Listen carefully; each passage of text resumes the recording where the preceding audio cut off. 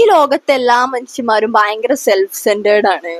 എല്ലാ കാര്യങ്ങളും എൻ്റെ ലൈഫ്, എൻ്റെ ഗോൾസ്, എൻ്റെ ഡ്രീംസ്, എൻ്റെ കരിയർ തുടങ്ങിയ എല്ലാം മീ എന്ന് പറയുന്ന ഒരു വ്യക്തിയിലേക്ക് മാത്രം കോൺസെൻട്രേറ്റ് ചെയ്ത് ജീവിക്കുന്ന ഒരു കാലഘട്ടമാണ്. There is a term from African language Zulu. The term is Ubuntu.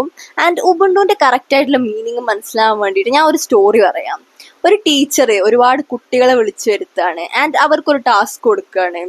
കുറച്ച് ദൂരെ ഒരു ട്രീയുടെ താഴെ കുറച്ച് ഫ്രൂട്ട്സ് വെച്ചിട്ടുണ്ട് ആൻഡ് ആരാണോ അവിടേക്ക് ഫസ്റ്റ് ഓടിയെത്തുന്നത് അവർക്ക് ഈ ഫ്രൂട്ട്സ് ഒക്കെ കഴിക്കാം എന്നുള്ളതാണ് ടാസ്ക്.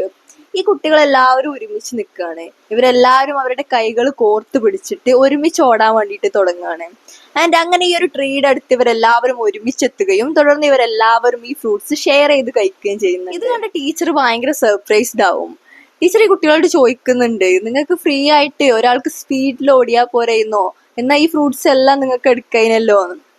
ഈ കൂട്ടത്തിൽ ഒരു കുട്ടി മറുപടി പറയുന്നത് ഇങ്ങനെയാണ്, ഞങ്ങളെ കൂട്ടത്തില് ഒരാൾ മാത്രം എങ്ങനെയാണ് ബാക്കി എല്ലാവരും സാഡ് ആയിരിക്കുന്ന സമയത്ത് ഹാപ്പി ആയിട്ടിരിക്കുക. ഈ ഒരു സെൽഫ് ഒബ്സസ്ഡ് ആയിട്ടുള്ള വേൾഡില് ഹ്യൂമാനിറ്റി എന്ന് പറയുന്നത് എന്താന്നുള്ളത് നമ്മളെ ഈ ഒരു വേർഡ് പഠിപ്പിക്കുന്നുണ്ട്. മനുഷ്യൻ എന്ന് പറയുന്നത് എപ്പോഴും ഒരു സോഷ്യൽ ആനിമൽ ആണ്. മനുഷ്യന് ഒരിക്കലും ഈ ലോകത്ത് ഒറ്റയ്ക്ക് സർവൈവ് ചെയ്യാൻ വേണ്ടിയിട്ട് കഴിയൂല. അതുകൊണ്ട് തന്നെ നമ്മൾ ഒറ്റയ്ക്ക് വളരുന്നതല്ല നമ്മുടെ ഗ്രോത്ത് എന്ന് പറയുന്നത്. നമ്മുടെ ചുറ്റുള്ള ആളുകളുടെയും നമ്മുടെ ഗ്രോത്തിന്റെ ഒപ്പം അപ്ലിഫ്റ്റ് ചെയ്യാൻ പറ്റുമ്പോഴാണ് നമ്മൾ ശരിക്കും സക്സസ് ആവുന്നത്. And you have to remember that true humanity is never selfish.